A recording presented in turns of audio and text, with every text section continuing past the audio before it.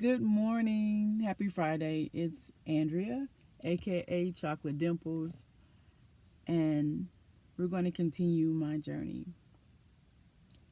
We're going to continue hearing about my journey.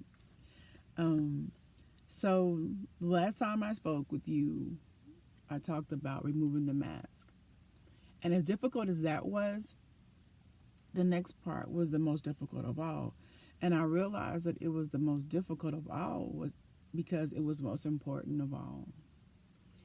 And that was to love myself. A lot of black folk, like myself, we grew up in the church. And at church, you would hear things like, you got to love your neighbor, love your brother. And see, that would always get, approving nods and amen, Pastor. It made sense. That just made sense. But what I didn't know until later in life, even though I had read the scriptures, I had never paid attention to love others as you love yourself. I didn't realize that you can't even really love someone if you didn't love yourself first. And see, I questioned, like, what exactly does self-love even mean? What does that look like? I had never seen that as a child. And so the closest thing that I could get to maybe self-love was conceitedness, which is not, that's exaggeration. But that's the one thing I can think of, and that's something that I found absolutely repulsive. So I'm like, ugh, is that what that looks like? That's what love is? I'm like, that can't be it. You see, I was raised by strong women who often sacrificed themselves for others. And so I kind of saw that as an act of self-love in the way that selflessness was self-love. But upon close examination, I saw that sometimes that type of sacrifice cost them their dignity.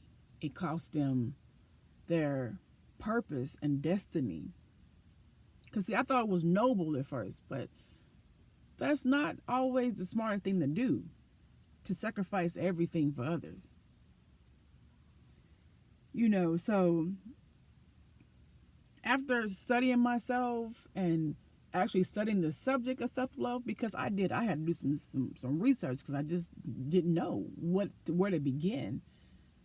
I realized that it was the prerequisite to my success in life, relationship, and to reach my purpose. My poor and damaging decisions had caused me to question my worth. Now, I'm not saying that self-love is going to make you immune to making mistakes, because it's not. We're human. What I will say, for me, loving myself has allowed me to pick myself back up a lot quicker. I can recover. I can check myself, redirect, and keep it pushing instead of wallowing in that. And that's something that I was good at. I would just stay there and just kind of ball up in a little fetal position and just shake and just, because see, life had directly and indirectly told me that I wasn't enough. I wasn't smart enough. I wasn't pretty enough. I wasn't talented enough. I wasn't good enough. I just wasn't enough. And I carried that belief into my life. I just knew that I wasn't. And because of that, I would allow myself to hold on to toxic relationships, be mistreated by others, and worst of all, violate myself. No, not okay.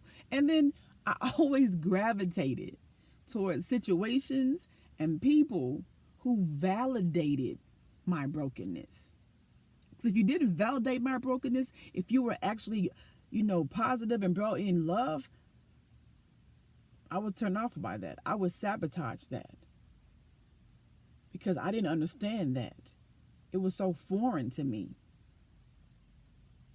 I admit I sabotaged a lot of good relationships with people because of that. But fortunately, those people, because they were meant to be in my life, they're still here.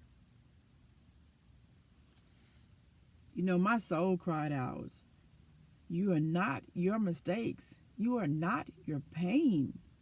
I was carrying my mistakes and my pain like luggage. And it caused me to question myself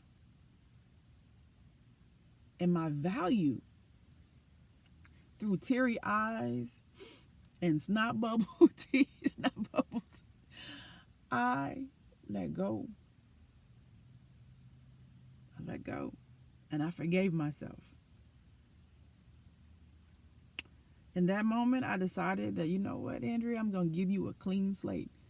Because you give everybody else one. You quick to forgive them and let them come back in. I'm giving you permission to forgive yourself now. I'm giving you permission to let it go. You can do it. You deserve it. And I did. Now, if I tell somebody I love them, it's rooted in love. It's rooted in self-love. And the best of all is if it's not returned, that love not returned that I've given out, I'm good, because my cup is so full and it continues to run over and it always replenishes me. So what I give out, I'm giving it back to myself at the same time. So I'm never empty. So I say this, if you struggle with self-love, I get it. You are not alone. But I tell you this, you are worthy. You are worthy. You are enough. You are loved.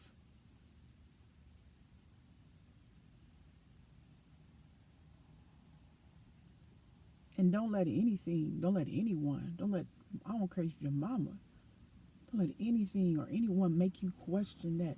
And I need you to pick yourself up. Let that crap go. Let the pain go. And begin the process of loving yourself first. And see how your relationships change. See how your life changes. Forever. For good. For the good. Anyway, that's all I have for today.